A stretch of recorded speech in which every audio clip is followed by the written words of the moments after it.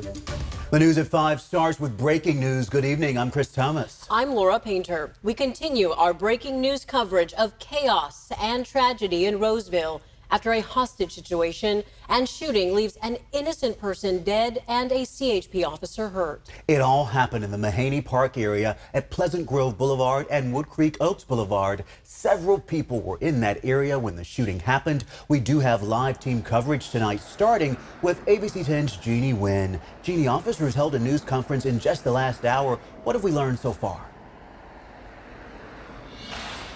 You know, right now we are standing right in front of Roseville Fire Station 5, and as you can see behind me here, I'm going to step out of the way so you can see and take a look. It's still very much an active situation. Now, we got a press conference with some updates from Roseville Police and CHP about an hour ago. You know, they say this all started around 12:30 right here in this area. You know, a CHP officer was initially responding and trying to serve a search warrant, and at that point, that's when the gunshots started happening. Now, take a look or take a listen as to what Roseville Police Captain Kelby Newton says about what happened and unfolded right after the CHP officer confronted the suspect. Upon arrival, officers were confronted by the suspect, still carrying a gun and now seen running from officers on scene. Suspect began shooting as he was running from police and took two citizens hostage for a short time until officers arrived and confronted the suspect. The suspect then surrendered to officers on scene and was taken into custody. Now, as you heard, that suspect did take two citizens hostage. Unfortunately, during that incident, one of those hostages did pass away from this incident. We have learned that the suspect and the other hostage are at the hospital right now. Their condition still unknown at this point, and it's still unclear if the suspect was shot. The CHP officer was also hurt and shot during this incident. At this point, CHP says that their officer is stable. Right now, you know, this investigation is, of course, still underway. There's still a lot of evidence that law enforcement needs to comb through. This will be an active scene for at least a couple of hours, and police do tell us that they will be giving us any updated information as this investigation unfolds.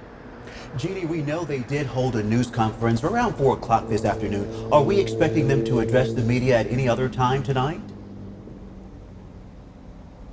At this point, they say this is all the information that they have. They will not be giving us any more information in terms of suspect and victims identification. They are also withholding that until next of kin has been notified. Again, this is still a very active and ongoing investigation, and they say they will let us know when they have new details to share with us. Our Jeannie Nguyen live for us tonight, starting us off in Roseville. Jeannie, thank you. And clearly still an active scene out there. The police tape we saw behind her and heavy police presence. And meanwhile, victims from the shooting were taken to local hospitals. ABC 10's Alicia Machado is live at Sutter Roseville Medical Center with an update on the victims. Alicia, what are you learning? Well, Chris, Laura, we're learning that two patients are being treated for their injuries at Sutter Roseville Medical Center. One person is fighting for their life in critical condition tonight. Another is stable, being treated for their injuries here at Sutter Roseville Medical Center. We also know that one other person was taken to Mercy San Juan Medical Center. In total, here's what we have. 3 people shot in this incident, a CHP officer and 2 hostages.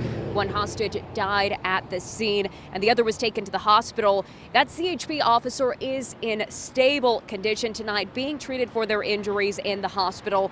The suspect was taken to the hospital as well. No word on exactly what injuries they may have or their condition tonight. We have been in constant contact with the hospital here to get updates on the conditions of the victims who are being treated here. Again, 2 people in total being treated here at Roseville Sutter Medical Center, as well as 1 person who is being treated over at San Juan Medical Center. We will continue to keep you updated on the condition of these victims as we learn more from health officials. Again, we are in communication with them as well as with police officials to try to get more information about exactly what injuries that officer faced, as well as for the other victims who have been involved in this shooting. We will continue to bring you more information both on air and online as we learn it. Chris, Laura.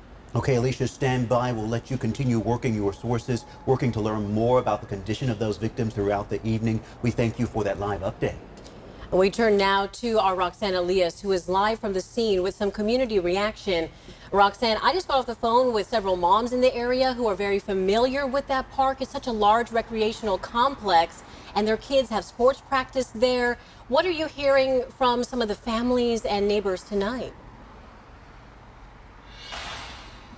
Well, Laura, people describe this park here as their second home. A lot of people moved here in the area to make sure that their families had a safe environment. But of course, this scene has completely changed that for them here. We talked to students with Creekwood that say that this area is just known as very safe. 5 years ago, they would have never seen something like this. So this is very shocking to them. We also talked to another mother who says that her son actually practices here. So it was a very scary situation when she showed up and saw so much police presence in the area.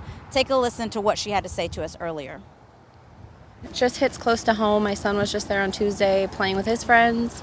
So all I can think about, is if my son was there today and that happened. I just can't even imagine. And I hope everyone's okay. Now, as soon as we arrived on scene, just to let you guys kind of know what it looked like out here, there was rows of people lined up on the sidewalks, just stopped in their tracks, trying to figure out what had happened here. We also saw some officers escorting children off of the property, which people say they never thought they'd ever have to see in their lives. They're extremely grateful for law enforcement showing up as rapid as they did to make sure that they were okay. Chris, Laura? Now, Roxanne, to put some of this into context, the nearby high school, we're told, is on spring break.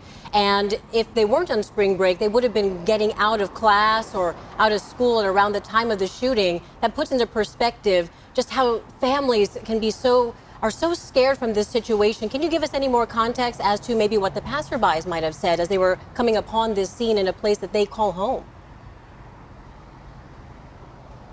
Well, I mean, Laura, people were literally stopped in their tracks. They told me, the student that I talked to said that he was going to Starbucks and just was startled by, seeing such a huge police presence here. So he had to stop by and just see what was happening. This just doesn't happen here. So very concerning for those community members here right now. All right, our Roxanne Elias, thank you. Keep in mind, this was a scary day for so many families. We head now to ABC 10's Devin Truby. Several families and students were there for camp, we understand. Some had to shelter in place. Devin is at Quail Glen Elementary School there in Roseville, and that's where parents are able to pick up students and campers who were locked down during that shooting. Devin, how are things now?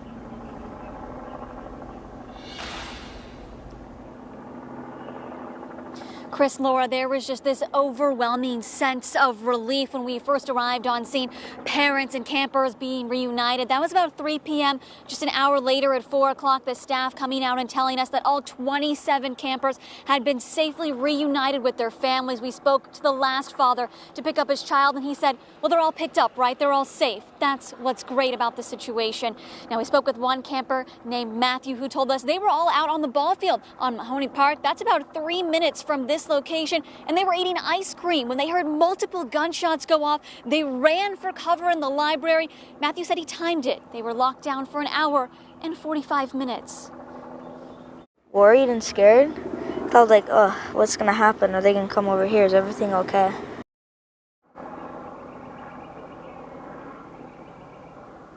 All the students were brought over here on a bus. They've all been safely picked up at this point in time. Chris, Laura.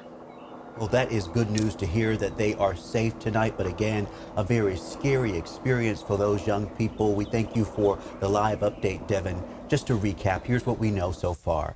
We understand that today around 12:30, an officer was trying to serve a warrant. The suspect opened fire, started running, took 2 people hostage. At least one of those hostages was shot and killed. The other has been taken to the hospital. We know that that CHP officer was hit as well. He is in the hospital tonight. We also understand that the suspect is in the hospital tonight. We're working to learn more about their conditions as we speak. And you can get breaking news alerts like this story sent straight to your phone, any of your devices, as soon as it happens. Just download the free ABC 10 app on Google Play or the Apple App Store. Please stay with us. We'll be right back with more news after this.